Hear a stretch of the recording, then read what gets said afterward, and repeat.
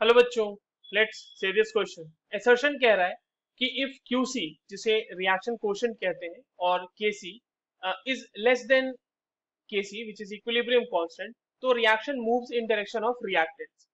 And reason कह रहा है कि reaction quotient is defined in the same way as equilibrium constant at any stage of the reaction. और assertion reason के जो चार कन्वेंशनल ऑप्शन होते हैं बच्चों, वो हमारे पास दिए हुए हैं। चलिए इस क्वेश्चन को सॉल्व करते हैं, और सबसे पहले तो ये देखते हैं कि इस क्वेश्चन को सॉल्व करने के लिए हमारे पास कौन से की कॉन्सेप्ट की जानकारी होनी चाहिए।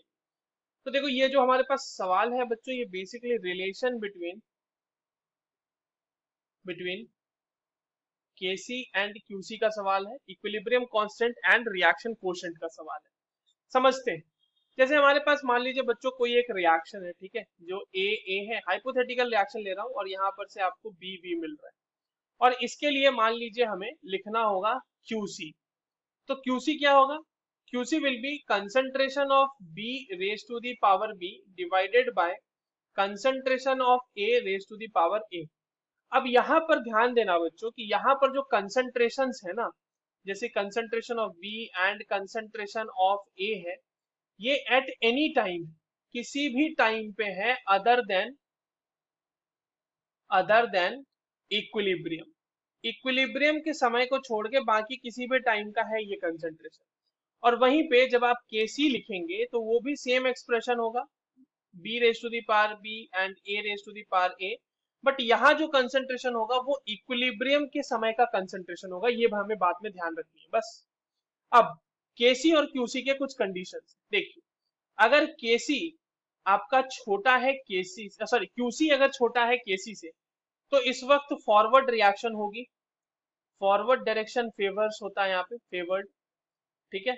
यानी जो आपका रिएक्शन है वो प्रोडक्ट साइड में मूव करेगा, टुवर्ड्स टुवर्ड्स प्रोडक्ट साइड।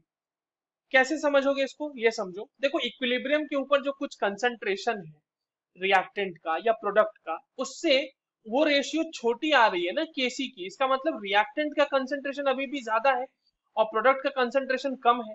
इसका मतलब अभी ज्यादा से ज्यादा रिएक्टेंट और बनेगा प्रोडक्ट में, तो इसीलिए रिएक्शन फॉरवर्ड डायरेक्शन में जाएगी। पर अगर यही कंडीशन अगर आप उल्टा दें, that is QC greater than KC कर दें, तो ऐसे केस में बैकवर्ड डायरेक्शन में रिएक्शन जाएगी। बैकवर्ड डायरेक्शन में रिएक्शन हमारी जाएगी, ठीक है। तो ये हो जाएगी बात। अब आते हैं असर्शन स्टेटमेंट पे। असर्शन में देखो क्या कह रहा है कि QC छोटा है KC से, पर रिएक्शन मूव कर रही है रिएक्टेंट के साइड। नहीं, ये तो गलत हो जाएगा ना, प्रोडक्ट के साइड मूव करेगी। एंड रीजन कह रहा है कि reaction quotient is defined in the same way as equilibrium constant at any stage of the reaction. बिल्कुल सही बात है।